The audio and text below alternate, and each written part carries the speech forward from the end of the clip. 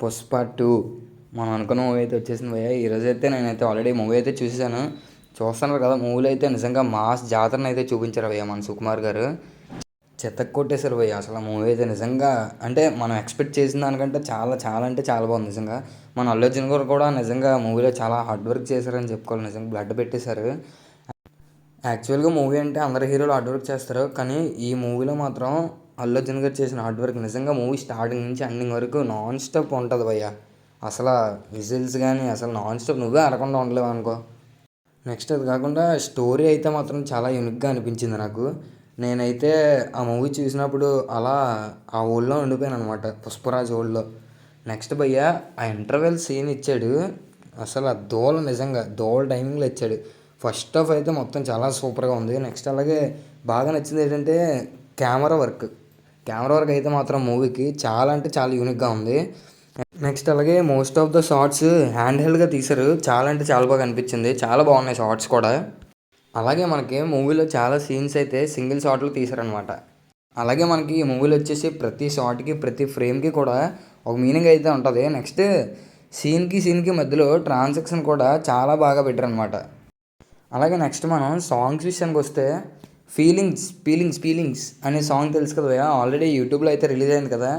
కానీ మూవీలో చూస్తే సాంగ్లోనే 2 స్టెప్పులు ఉన్నాయి భయ్య, అద్దరిపోయాయి నిజంగా. అందులో main first step Allu Arjun Rashmika కలిపేస్తారు, సెకండ్ ఏమొచ్చి రష్మిక ఇంకా సింగిల్గా వేస్తుంది. నిజంగా దోల చాలా బాగున్నాయి ఆ స్టెప్పులు మాత్రం. చాలా అంటే చాలా బాగా నచ్చింది నాకు మూవీలో.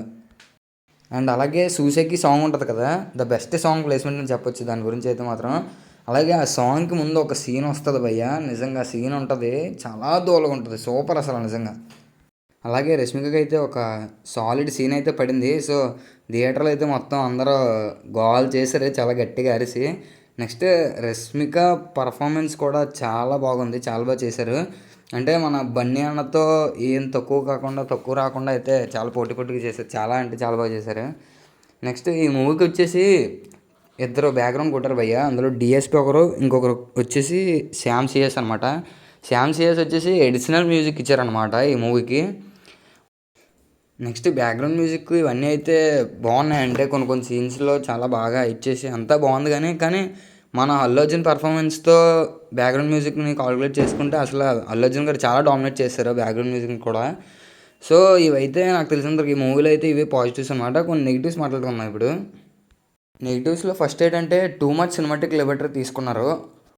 కోర్స్ ఇది కమర్షియల్ సినిమా అనుకోండి, బట్ ఫైట్స్లో కానీ ఆ జంప్స్లో కానీ టూ మచ్ సినిమా లిబర్టీ తీసుకున్నట్టు నాకు అనిపించింది. నెక్స్ట్ అలాగే మన ఫహద్ ఫజిల్ క్యారెక్టర్ కూడా బాగా కామెడీ చేసేసారు. కొంచెం సీరియస్గా ఉంటే బాగుండేమో అనిపించింది నాకు.